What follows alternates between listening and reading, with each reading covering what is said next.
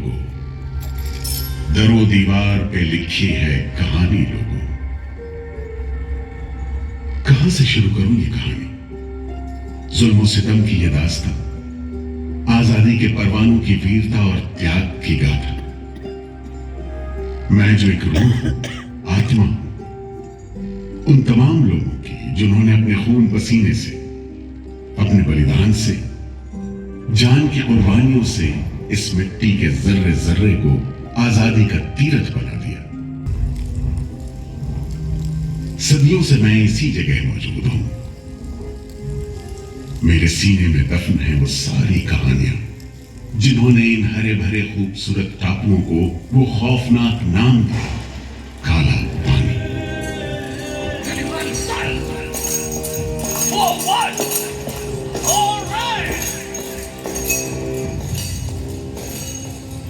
तो वहीं से शुरू करते हैं, उसी हरियाली से जो कैद करने वालों के जुल्म और कैदियों के खून पसीने से बेदाग थी।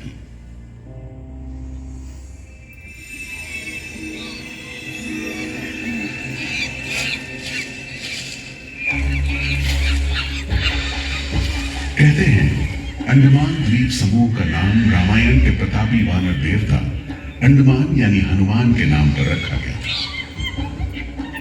पुराने जमाने से यह कहानी चली आती है कि जब राम ने लंका पर चढ़ाई करने की योजना बनाई थी तो पहले इन्हीं टापुओं से धावा मारने की सोची थी, लेकिन बाद में इरादा बदलकर धनुष कोटि से हमला किया।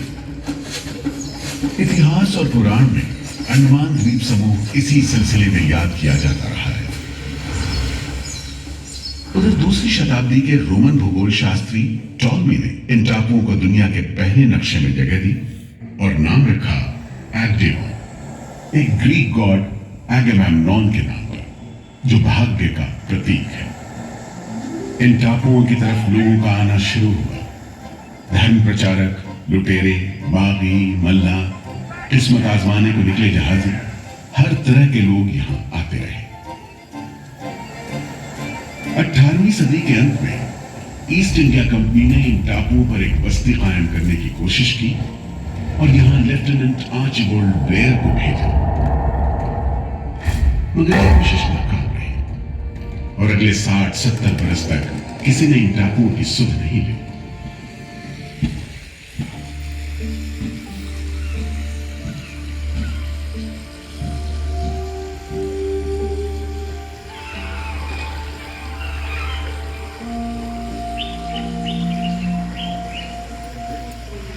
प्राकृतिक खूबसूरती और शांत समुद्र के बीच जिंदगी की खामोश लहरें उठती और बैठ जाती। उगते सूरज के साथ पक्षी जागते और डूबते सूरज के साथ इन टापुओं पर जिंदगी सुकून से सो जाती।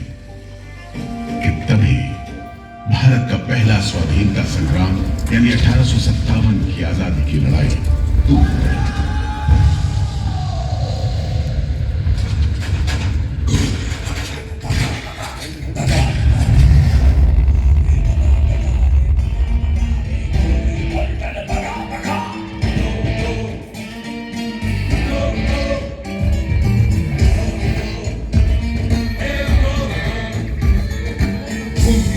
सन 57 में मंगल पांडे की ललकार,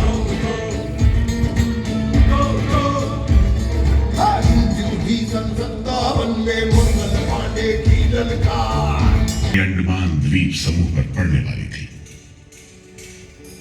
आजादी के मत वालों को सबक सिखाने के लिए फिरंगी सरकार ने 15 जनवरी 1858 को पूरे के पूरे अंडमान द्वीप समूह को एक कैद खाने में बदलने का फैसला किया।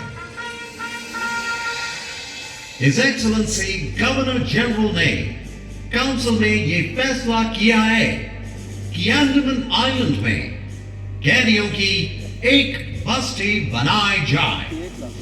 इसमें शुरू में ऐसे मुजरिम रखे जाएं जिन्हें बगावत और राजद्रोह और इससे ताल्लुक रखने वाले दूसरे अपराधियों के लिए कैद या देश निकालने की सजा दी गई हो। और इस तरह अंडमान द्वीप समूह की पुरानी खाड़ी का नाम लेफ्टिनेंट आर्चिबाल्ड ब्लेयर के नाम पर पोर्ट ब्लेयर रखकर मुजरिमों की बस्ती कायम की गई। सन 57 के वीरों के नक्शे कदम पर कुछ ही साल बाद अंडमान की धरती पर पैर रखे वहाबी आंदोलन के राजनीतिक बंदियों ने 1860 से 1872 के बीच बहुत से वहाबी आंदोलनकारी अंडमान भेजे गए। सरहदी सूबे का रहने वाला एक पठान शेर अली आफरीदी भी अंडमान में उस समय उम्र कैद की सजा काट रहा था और अंग्रेजों से बदला लेने के लिए मौके की तलाश में था।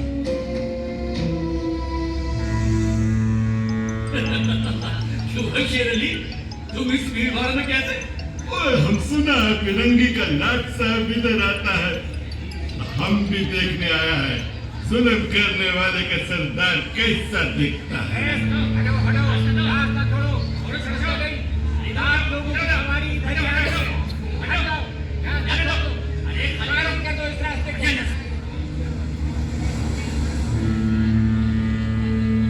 देखो देखो आ गए हर साहब, अब भी बहुत आ गए।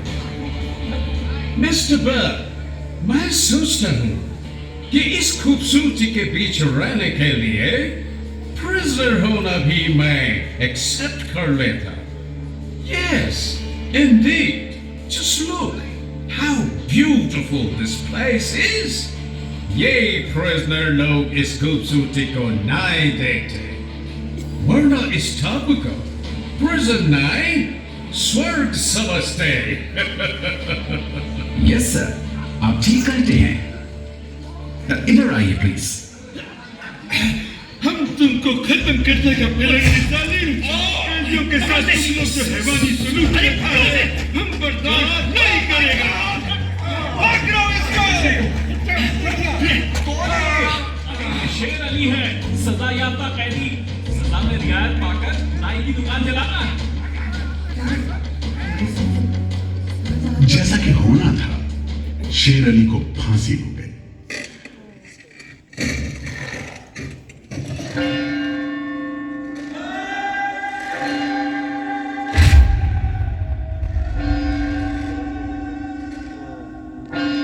शायद इसी घटना का असर था कि ब्रिटिश सरकार ने कैदियों के साथ और भी कड़ाई बरतने के बारे में गंभीरता से सोचना शुरू किया। नतीजे के तौर पर सन 1896 में पोर्ट ब्लेयर की खौफनाक सेलुलर जेल का काम चीफ कमिश्नर केविन और इंजीनियर मैक्विन की निगरानी में शुरू हुआ। यूरेंस मैक्विन, आपकी जांच पूरी हो गई? यस सर, हमने पूरा टापू का मुआयना कर लिया है। तो आपके हिसाब से जेल कहाँ बनेगी? मेरा राय भी जेल इसी जगह बने तो अच्छा रहेगा सर। इस पहाड़ी पर? यस सर, हम इस पहाड़ी को ईस्ट का तरफ ऊपर से काटकर समुद्र से 60 फीट की ऊंचाई पर मैदान बना देगा। इससे दो फायदा होगा, जेल के लिए जगह निकलेगा और पहाड़ी काटने से जो मिट्टी निकलेगा उससे हम नीचे का दलदल को भरकर ऑफिसर्स के लिए टेनिस एंड क्रिकेट खेलने का मैदान, इवन जिमखाना क्लब भी बना सकता सर। तय हुआ कि 5 लाख रुपए की लागत से पोर्ट ब्लेयर की इस पहाड़ी पर जेल बनेगा। फॉरेन कारीगरों के अलावा 600 कैदियों को काम पर लगा दिया गया। इस जेल में एक वक्त में 700 कैदियों को बंद रखा जा सकता था। योजना के अनुसार जेल के बीचों बीच एक मीनार बनाई जाती थी, जिसकी 7 दिशाओं में 7 खंड किसी सितारे की भुजाओं की तरह निकले होंगे। हर खंड में 3 मंजिलें बनाई जानी थी और 7 खंड में कुल मिलाकर 698 कोठरियों का निर्माण होना था। ईंटों की ढुलाई के लिए ट्रेन की 5 मील लंबी पटरी बिछाई गई। इमारत बनाने के लिए ढेर सारे सामान बर्मा से मंगवाए गए। जेल को बनाने में कोई 3 करोड़ ईंटें इस्तेमाल की गई। इंसानी खून पसीने की तो कोई गिनती ही नहीं।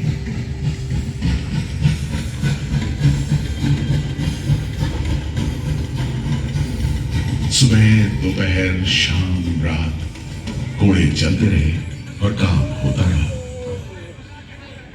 दीवारें उठनी शुरू हो गई। आखिरकार 10 साल बाद सन 1906 में यह विशालकाय जेल तैयार हुई और यहीं से अंडमान के इतिहास का सबसे काला दौर शुरू हुआ।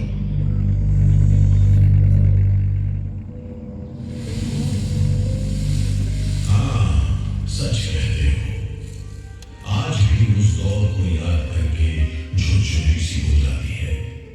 मैं पुराना पीपल का पेड़ जेल खाना बनने के इस लंबे अरसे में हर रोज अपनी जान की खैर बनाता रहा, क्योंकि इस पहाड़ी पर उगे हुए घने जंगल साफ करने के दौरान बहुत से लोग थे जिनका ख्याल था कि मुझे भी और पेड़ों की तरह काट गिराया जाना चाहिए, लेकिन मैं बच नहीं चला। मेरी किस्मत में शायद खड़ा रहकर इस जेल में होने वाली यातनाएं देखना लिखा था। हर एक कैदी जेल के फाटक के भीतर आकर मेरी डायरियों के नीचे से ही निकला है।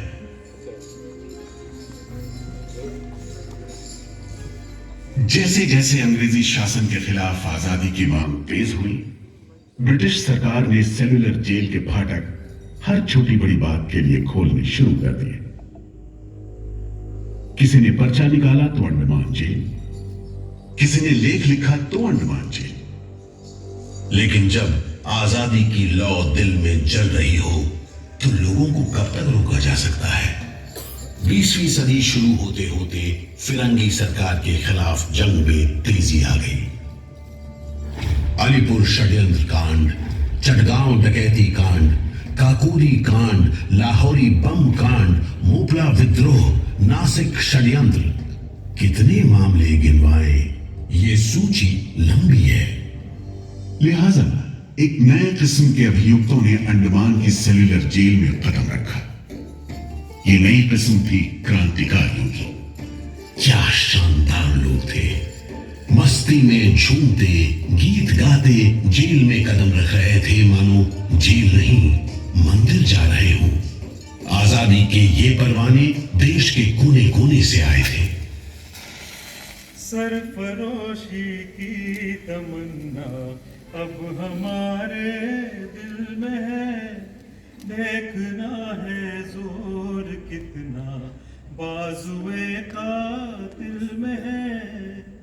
वक्त आने दे बता देंगे तुझे आसमां, हम अभी से क्या बताएं क्या हमारे दिल में है। सोहन सिंह भकना, हाजिर। मोतीलाल वर्मा, हाजिर। पंडित परमानंद शास्त्री, हाजिर है। बटुकेश्वर दत्त, हाजिर।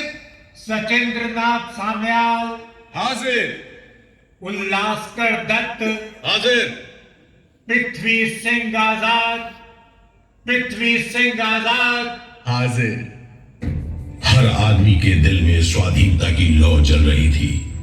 इस जोत को बुझाने का काम ब्रिटिश सरकार ने जिस अफसर को सौंपा वो था सेल्युलर जेल का जेलर डेविड बेरी।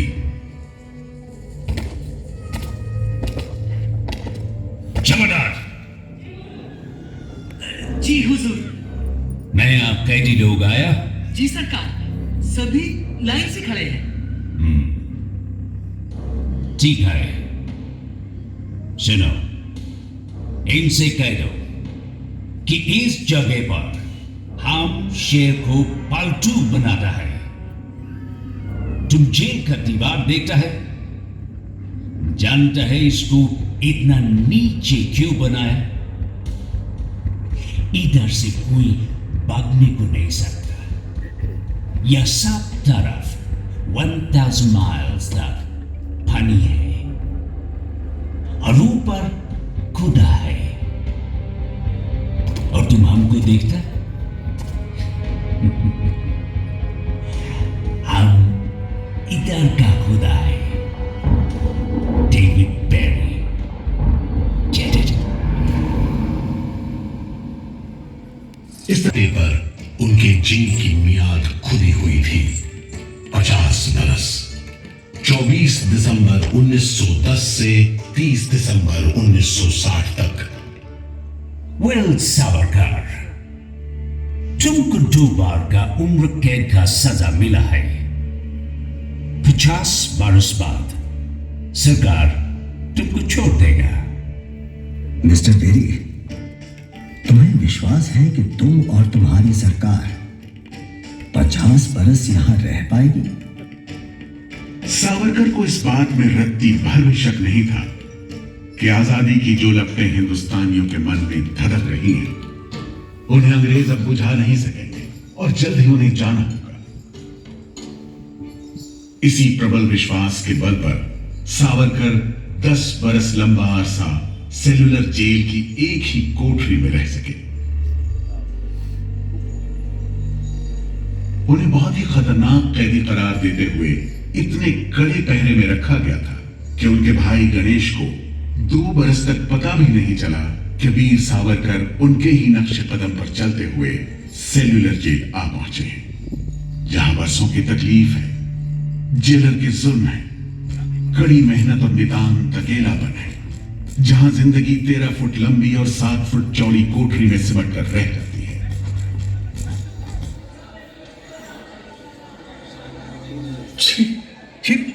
ये कैसा रद्दी खाना है? चावल में कंकड़ है, सब्जी में रेत है और दाल में कीड़े। खाना क्या है? घास फूस है।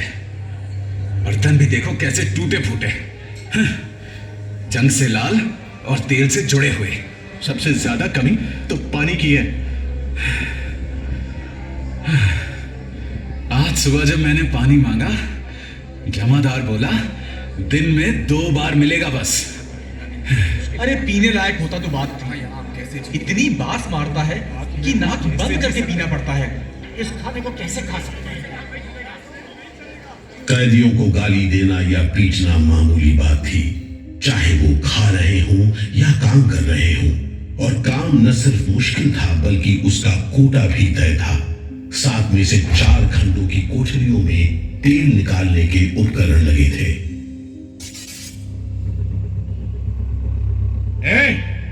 इंदुभूषण, सुधीर, हेमचंद, तुम लोग इधर चलो। नारियल के बोरे उठाओ।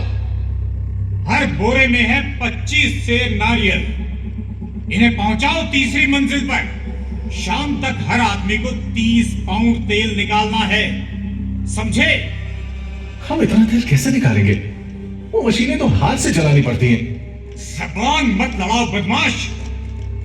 जो हाथ बम पिस्तौल चलाते हैं वो मशीन नहीं चला सकते। चलो जल्दी करो, भाग कर जाओ और काम करो।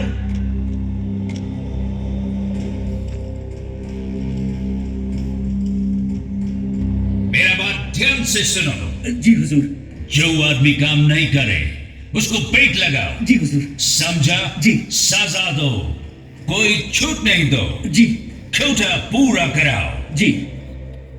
लेकिन तमाम मारपीट और गाली गलौज के बावजूद यदि कैदी काम पूरा न कर पाते, तब जो सजा मिलती वो किसी की भी हिम्मत तोड़ने के लिए काफी थी।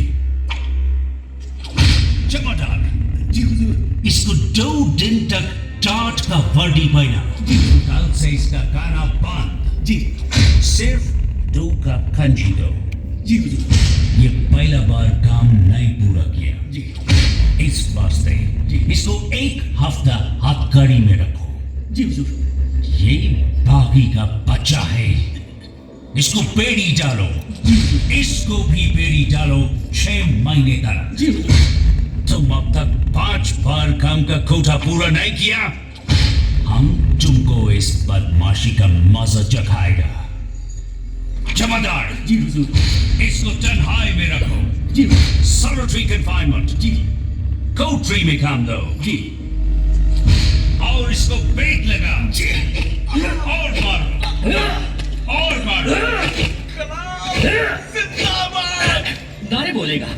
बोल नारे, बोल, बोल नारे, बोल नारे, जितनी ताकत है बोल नारे। बैल जोते जाते हैं, वो भी दिन में 10 से 12 सेर से ज्यादा तेल नहीं निकाल पाते। जेल में मुझे 2 और कैदियों के साथ बैल की जगह जोत दिया जाता था और हमें शाम तक 1 मन नारियल का तेल निकालने का काम सौंपा जाता। जमादार हमें दौड़ने पर मजबूर करते और रफ्तार धीमी होने पर कोड़े मारते। हर रोज न जाने हम कितनी बार लड़खड़ाते, गिरते और मार खाते, और ये सिलसिला निरंतर चलता रहा। हमारी मांगे पूरी करो, पूरी करो। इनकलाब जिंदाबाद, इनकलाब जिंदाबाद। बंदियों को छोड़ दो, छोड़ दो, बंदियों को छोड़ दो। और इस तरह कैदियों ने अपना आखिरी हथियार इस्तेमाल करना शुरू किया। हड़तालों का एक लंबा सिलसिला चल पड़ा, मगर ऐसे मामलों से जेलर बेरी और उसके अमले के रवैये में कोई खास फर्क नहीं पड़ा। कुल मिलाकर सेलुलर जेल के कैदी तकलीफ और बदसलूकी के बीच अपने दिन गुजारते रहे।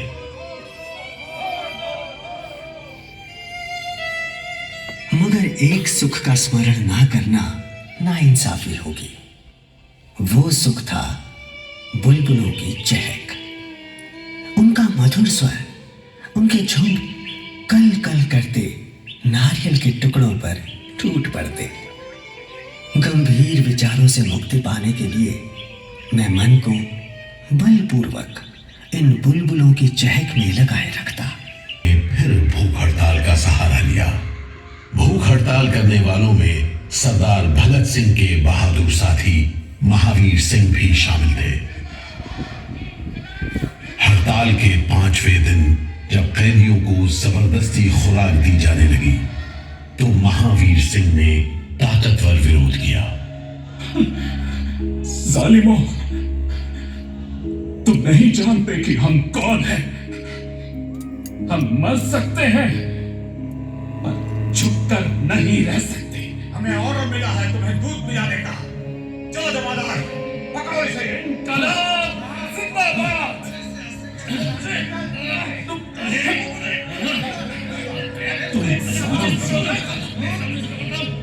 हम जबरदस्ती नहीं सहेंगे।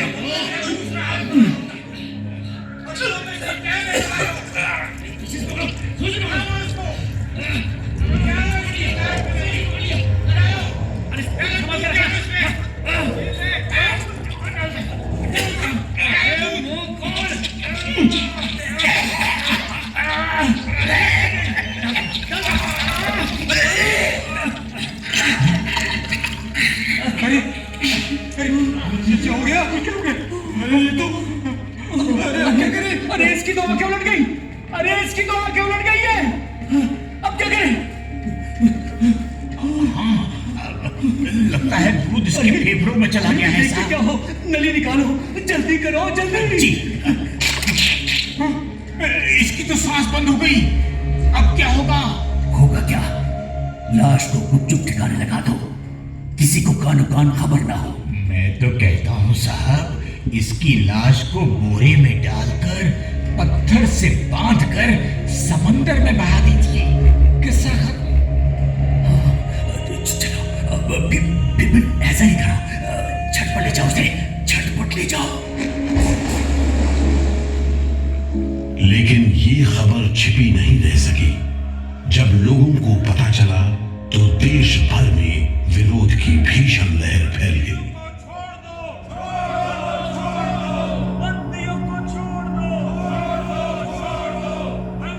और फिर 45 दिन बाद 26 जून 1933 को जेल अधिकारियों ने हथियार डाल दिए। लेकिन देश अभी भी गुलामी की जंजीरों में जकड़ा हुआ था। इन्हीं हालात में सन 1937 के संवैधानिक सुधार लागू किए गए और कांग्रेस ने अनेक प्रांतों में मंत्रिमंडल कायम किए। स्वाधीनता की तरफ बढ़ते कदमों में तेजी लाने के लिए अंडमान के सेलुलर जेल के बंदियों ने भी आवाज बुलंद की और 28 अगस्त 1937 को गांधी जी ने सेलुलर जेल के बंदियों को तार से संदेश भेजा। मैं गुरुदेव रविंद्रनाथ टैगोर और वर्किंग कमेटी की राय में अपनी अपील भी जोड़ना चाहता हूँ। आप सब हड़ताल वापस ले लें और हम पर भरोसा रखें। हम आपको राहत दिलाने के लिए पूरी कोशिश कर रहे हैं। कैदियों पर गांधी जी की इस अपील का बहुत असर पड़ा। सभी कैदियों ने आपस में सलाह करने के बाद जवाब दिया। देशव्यापी अपील और आपके संदेश ने हमारे दिलों को छू लिया है। हम इस भरोसे पर भूख हड़ताल मुलतवी कर रहे हैं कि सारे देश ने हमारी मांगों और हमारे उद्देश्य को अपना बना लिया है। वंदे मातरम। 36 दिन के संघर्ष के बाद एक बार फिर बंदियों की जीत हुई। नतीजे के तौर पर सितंबर 1937 से सेलुलर जेल के कैदियों की स्वदेश वापसी शुरू हो गई।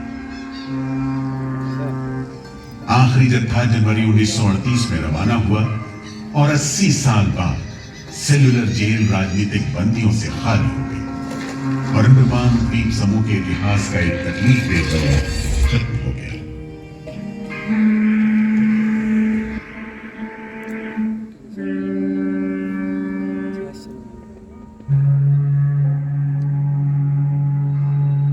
मगर एक और जालिम दौर शुरू होने वाला था। 1939 में दूसरा विश्व युद्ध शुरू हुआ और 1942 में जापानियों ने अंडमान पर कब्जा कर लिया।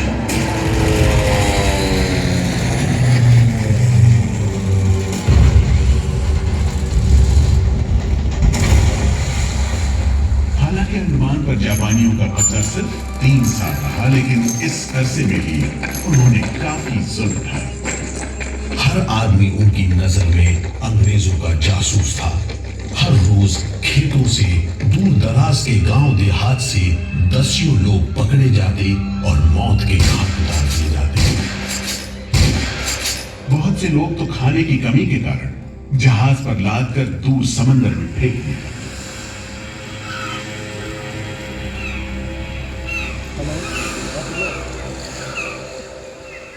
इसी दौरान नेताजी सुभाष चंद्र बोस अंडमान आए और जेल का मुआयना भी किया, मगर जापानी उन्हें जेल के उन हिस्सों में नहीं ले गए जहां वो सैकड़ों कैदियों को जासूस करार देकर तकलीफें पहुंचाते थे। अपनी छोटी सी अंडमान यात्रा के दौरान नेताजी ने तिरंगा भी फहराया।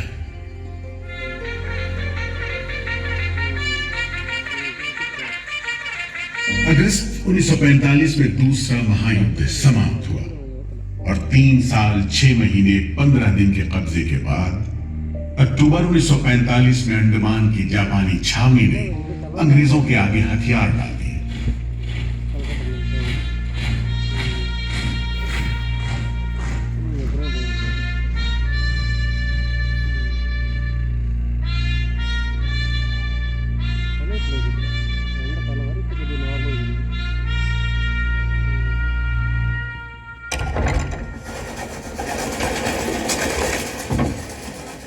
सेलुलर जेल के फाटक एक बार फिर खुले और कैदियों को रिहा कर दिया गया। इसके बाद 2 साल के अंदर अंदर भारत में ब्रिटिश सरकार का शासन खत्म हो गया।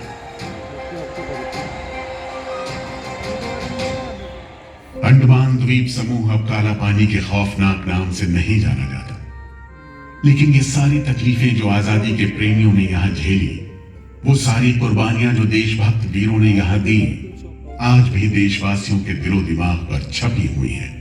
इसीलिए अंडमान के भूतपूर्व राजनीतिक बंदियों के भातृत्व मंडल की इच्छा को स्वीकार करते हुए भारत सरकार ने 30 अप्रैल 1969 को घोषणा की कि सेलुलर जेल को राष्ट्रीय स्मारक के रूप में सुरक्षित रखा जाएगा। भारत की आजादी के दीवानों ने जो अमानवीय यातनाएं इस कारागार में सही, ताकि भारतवर्ष आजादी की उन्मुक्त हवाओं में सांस ले सके, उन बलिदानों को आने वाली पीढ़ियां भूल नहीं पाएंगी।